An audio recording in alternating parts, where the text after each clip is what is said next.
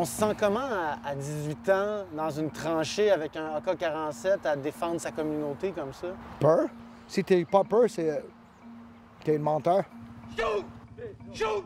Oui, à 18, t'es semblé comme t'es immortel, hein? T'es pas capable de mourir. Tu peux faire n'importe quoi sans implication dans ta vie. Mais la vérité est arrivée dans le visage que tu peux te tuer, tu peux te mourir là. Le matin du 11 juillet 1990, la Sûreté du Québec décide de déloger les Mohawks d'une barricade située sur la route 344 à Kanisatake. À peine majeur à l'époque, Clifton Ariwagete Nicholas faisait partie de ces militants qui ont pris les armes pour défendre leur territoire.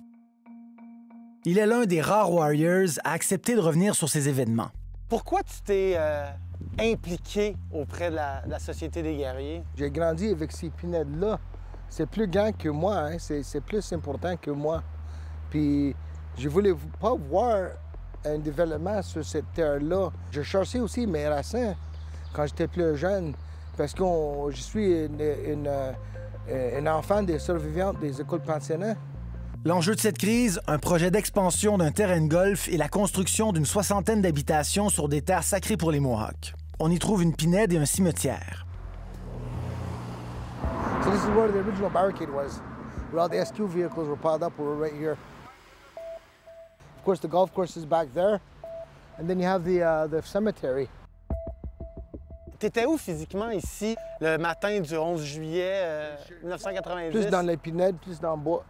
Pas vraiment caché pour dire. On était dans les positions qu'on était prévues. On était la seule défense pour faire, c'est de faire des trous dans la terre puis nous protéger. Parce que quand les skis rentrent, ils ne rentrent pas avec les fleurs dans la main non plus.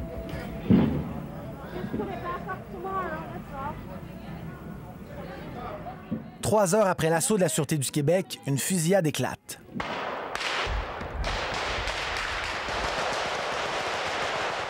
En l'espace d'une trentaine de secondes, plus de 90 balles sont tirées entre les militants autochtones et les policiers de la SQ.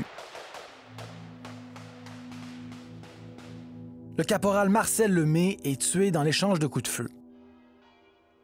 Comment tu réagis lorsque tu as appris la mort du caporal Lemay? Peur. Triste. Le monsieur était tué à cause de le besoin des riches pour établir une cour de golf à la fin de la journée, puis j'étais pas d'accord avec. J'étais pas d'accord avec dans ce point-là, j'étais tellement triste.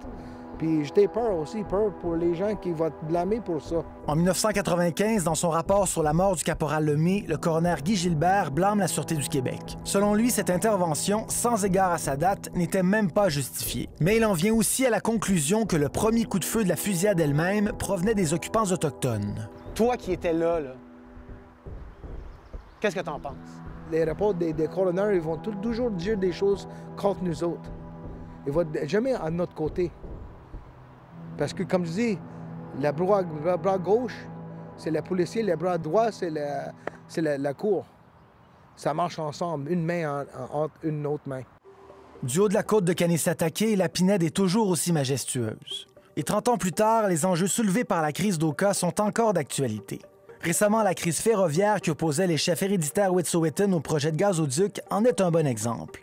Et ce, alors que le pays est engagé dans un long et difficile processus de réconciliation avec les peuples autochtones. Il y a eu Standing Rock, il y a eu Wet'suwet'en. Aujourd'hui, serais-tu prêt à défendre ton territoire comme tu l'as fait il y a 30 ans? Je pense que c'est une autre façon. Je pense d'avoir un conflit armé comme ça ne nous donne rien à ce point-là. Mais on doit le faire asseoir puis vraiment d'être honnête une à l'autre.